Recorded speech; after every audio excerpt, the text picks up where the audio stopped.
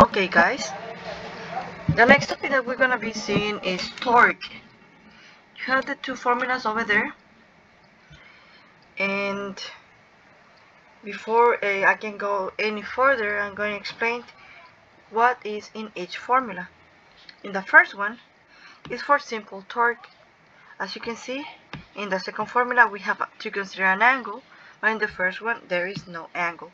So we're going to be using two different formulas for torque, one for angle and one for single torque. Now, both formulas have the lever arm in there, but what is it? By definition, the lever arm is the distance from the applied force to the hinge. Now I want to explain you what the hinge is. Imagine that you have a screw and you want to rotate it for whatever reason. Okay, so you're going to be using a tool for that is called a wrench. And to make the rotation possible, you're going to need to apply the force right on the wrench on the wrench in a way that you can actually do the rotation. Okay, in this way the rotation is going to be possible. So as you are applying a force in this direction, what it's going to cause is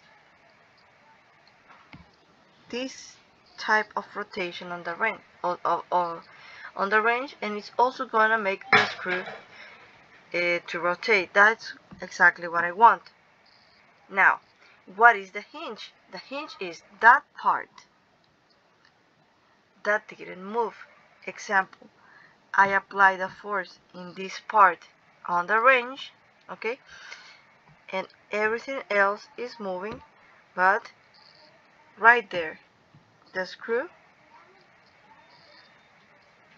didn't move. Okay, it rotated, but it didn't move.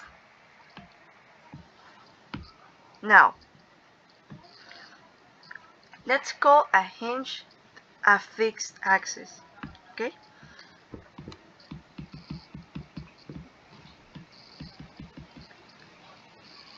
around the rotation occurs, around which the rotation occurs. Okay, so to explain better, I'm gonna show you two examples. This is gonna be the first example. Take a look.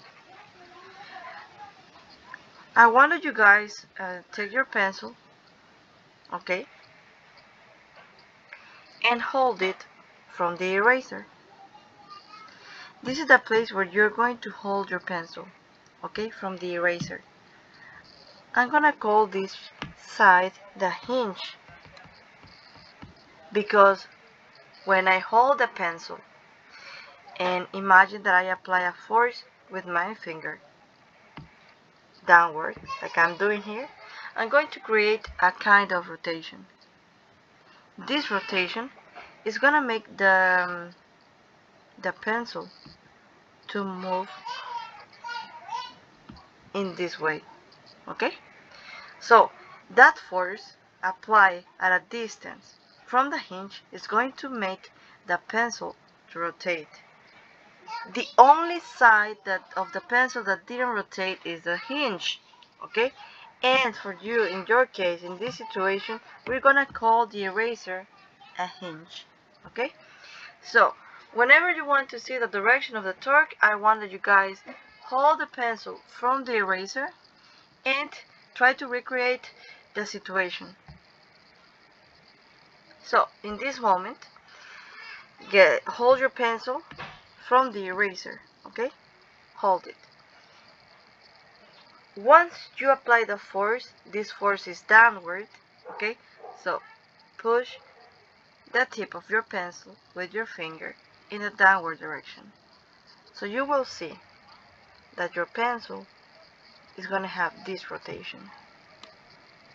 When this occurs, we say that it has a direction clockwise. Okay? In the case of a torque, clockwise is considered to be a negative direction. Okay?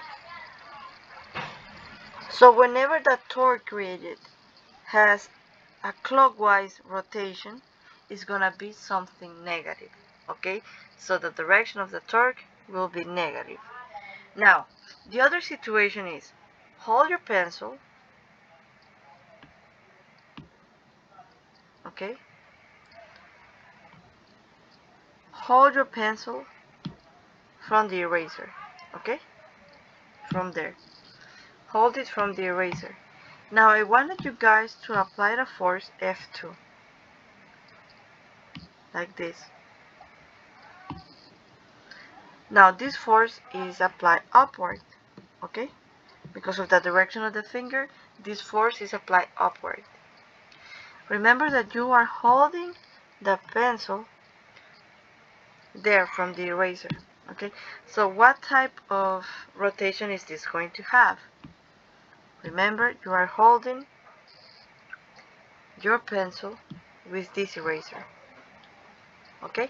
So when you do this, the pencil is gonna have this rotation, okay? It's gonna have a rotation similar to this path. When this occurs, okay,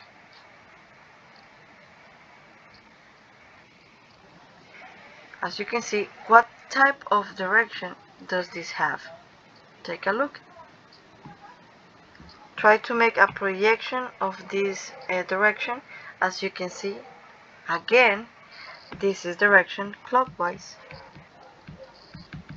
So applying, and with this I'm trying to show you that if you apply a force downward, it can give you a negative rotation, just like in the example I did before. Also, if you apply a force upward, can have a negative rotation, okay? So the direction of the force is not going to affect, in the end, it's not going to affect the direction of the torque. It's not the direction of the force the one that affects. Is how you are applying the force, what type of rotation it creates. Now, imagine this other situation. I'm going to remove this force. Now I'm changing the situation. Now I'm going to work with this example in the left, okay? So again, hold your pencil from the eraser and apply a force. This time this is an upward force, okay? That is applied below right below the tip of your pencil. Hold it still from the eraser part. So what's going to happen? It's going to have this rotation, okay? If you continue projecting this rotation, you will see that it has a rotation that goes against the clock, or what we know as counterclockwise.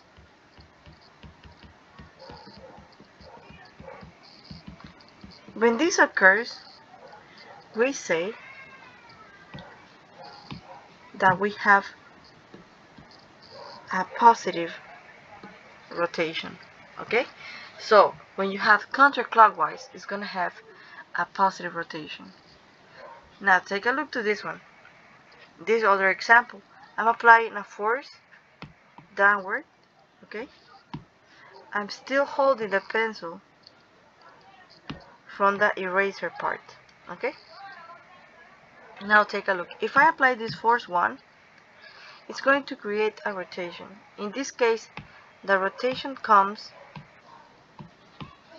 like this. This is your pencil. After you apply the force, it's going to rotate similar to this path.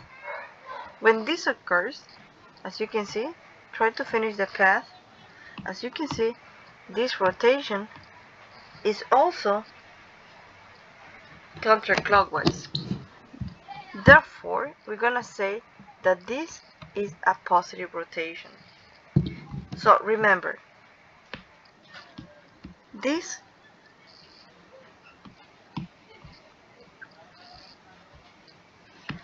direction here is clockwise,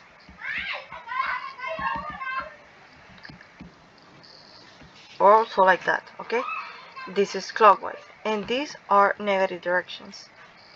You're gonna have positive ones like this one, okay? It's a positive, and this is counterclockwise.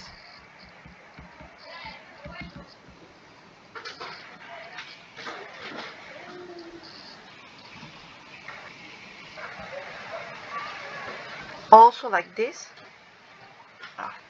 Sorry, you are not seeing. Wait.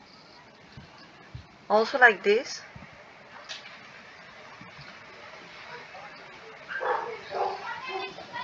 The direction, if you continue projecting, okay, you will see that it goes against the clock. So we say that also is counterclockwise. So those are the two signs that you can use to tell if a torque is positive or negative. Remember, a torque is going to be positive if the rotation created goes counterclockwise. Going to be negative if it goes clockwise. Now, this is it for today. Thank you for listening.